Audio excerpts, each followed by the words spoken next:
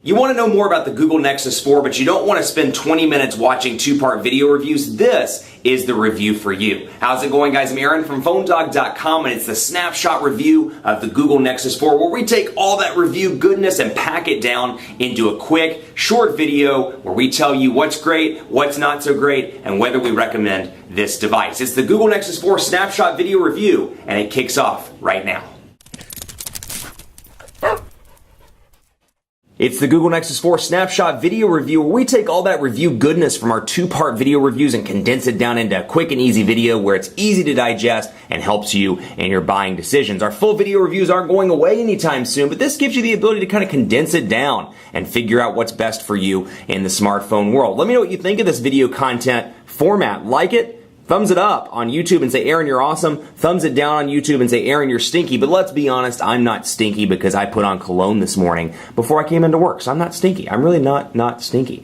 Let's talk about it. First and foremost, is this model better than the last? But before we talk about that, special thanks to our partners at Best Buy Mobile for giving us devices like this for use in our One Paw Bandit giveaway game. When you walk into Best Buy Mobile, you'll walk out working. They'll get your email, your contacts, your web set up. So when you walk out with your Nexus 4, you're good to go. Is it better than the last? Absolutely. It follows the Samsung Galaxy Nexus, which was the last Nexus smartphone device. And while it had some great features, including a nice form factor that a lot of people liked, a removable battery, this brings it up to par all across the board with the high-end Android smartphones in 2013. What changes were made? Obviously, spec changes. It's got a 1.5 gigahertz quad-core Snapdragon S4 Pro CPU, a 4.7-inch IPS HD display that's beautiful all around when it comes to displaying images in color, an 8-megapixel camera instead of a 5-megapixel camera with 1080p HD video recording, a 2,100 milliamp hour battery, even though it's non-removable, a bigger battery in this device, and then it has HSPA Plus connectivity on AT&T and T-Mobile in the US,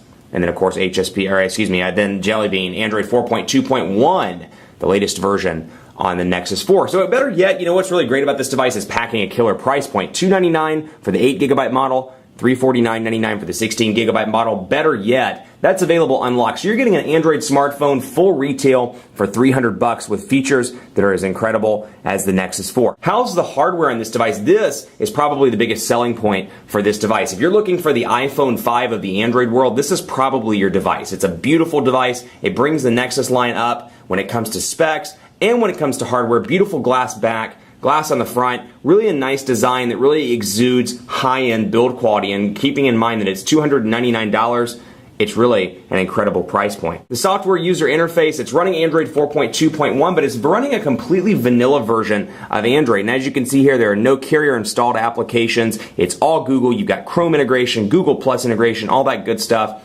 Outside of that, no VZ Navigator, no AT&T services or Sprint ID or anything like that. You're getting a completely vanilla experience. Now, you may love that, you may hate that. I find that some of the carrier installed applications, and even more so, some of the manufacturer installed user interfaces bring some selling points to the table and bring some value adds to the table that stock Android doesn't bring. But if you're looking for that vanilla Android, this is going to be the device for you. What makes this device different and special is obviously the fact, like I said just a second ago, that it's running a stock version of Android 4.2, but it's a beautiful build quality, and you can pick up this device for $299 without signing a contract. So if you want a new Android phone, but you don't want to spend $600 for the Galaxy Note 2 or $749 for that 32GB Apple iPhone 5, this is going to be an ultimate device for you, because for $300 out the door, you can get the 8GB model and really get a beautiful device. It's really built well with great specs.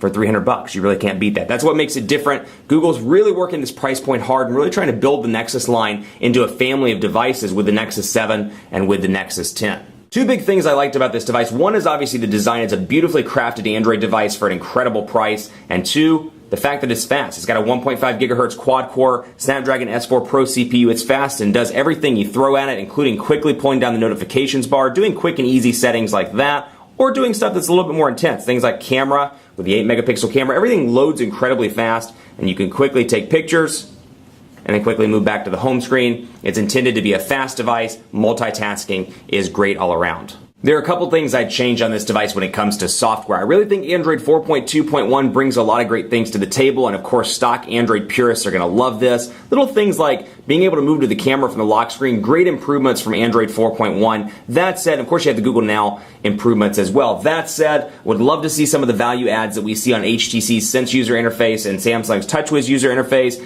Things around marketing like S-Beam, things around the ability to use perhaps an external input like an S Pen, and then of course some of the benefits that come, just quick settings and things like that that come with Sense and with TouchWiz. They've really taken Android and supercharged it, and while this is a vanilla Android version and that's what they're going for with the Nexus 4, I'd love to see Google say, hey, you know what, Samsung got it right or HTC got it right. Let's throw in some of these features into stock Android and see how well they work. That's what I'd love to see on the Nexus 4. All in all, I really think this is an awesome Android smartphone, both for the money and for what you get in general when it comes to design. The build, the software is all top notch, and considering you're spending $300 starting out for this device and as high as $350, that's still an incredible deal for an Android smartphone that has glass on the back, that's built incredibly well, and then has vanilla Android, a quad-core processor, HSPA plus connectivity, an 8-megapixel camera. The specs list is endless. It's got some great specs all around. That said, I would love to see some of that stuff like I talked about on TouchWiz and Sense come to stock Android. I think Samsung and HTC are doing great things in the Android world with their skins. I'd love to see some of those abilities on the software side come to stock Android so this people can have them if they want to, and of course they can hack, root, and mod if they don't want to, which is obviously an appeal of the Nexus devices. They can hack, root, and mod and get rid of them